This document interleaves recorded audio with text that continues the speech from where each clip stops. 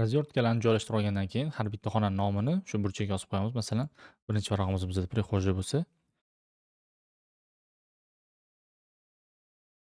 prixожа deb yozib qo'yamiz va qolgan xonalarni ham mustaqil nomlarini berib chiqsanglar bo'ladi. Masalan, keyingi xona SU.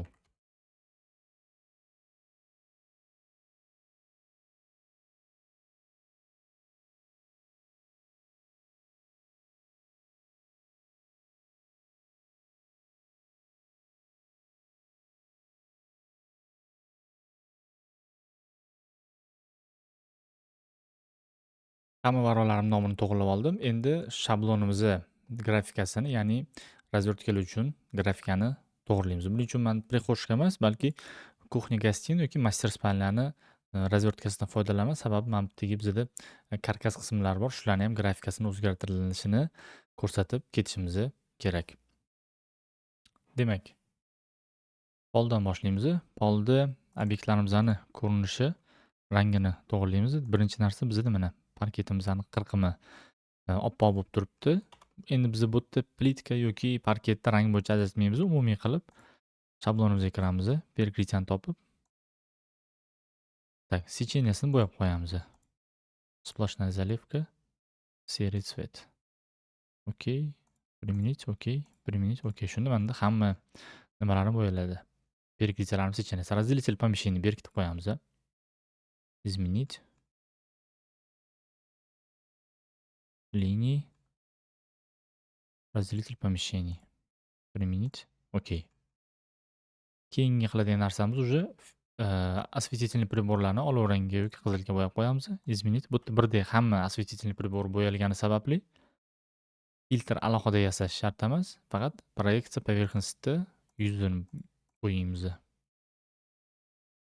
255 128 0. Так. Применить, okey.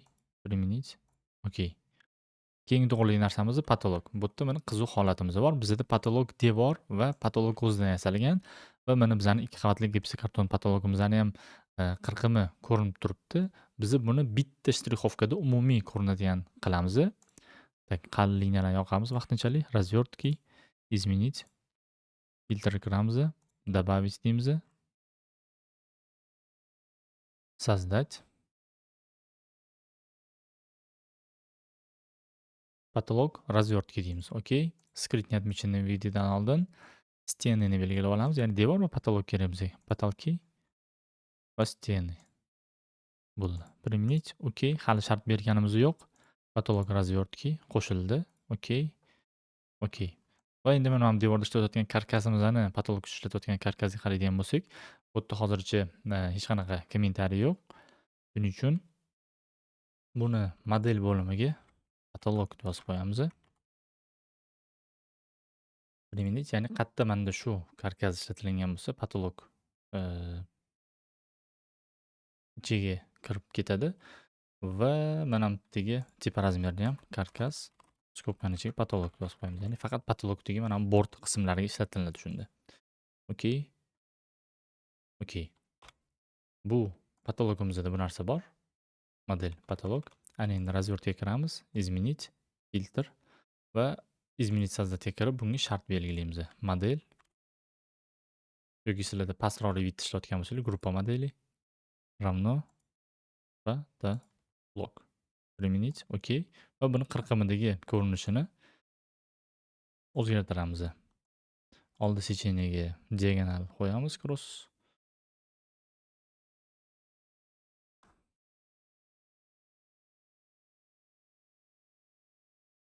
Tak.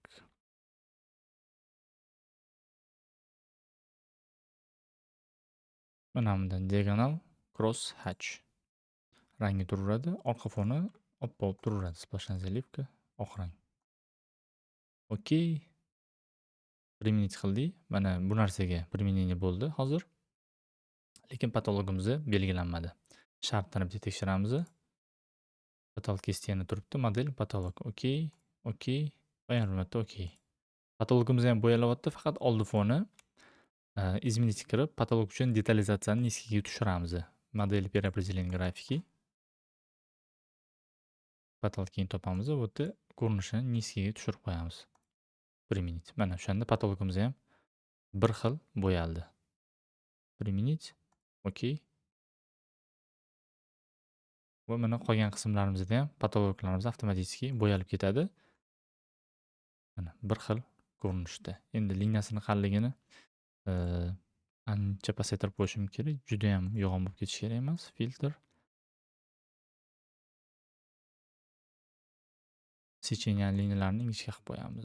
Secheniya liniyasi qalin turaveradi aytgancha. Okey. Minus. Okey.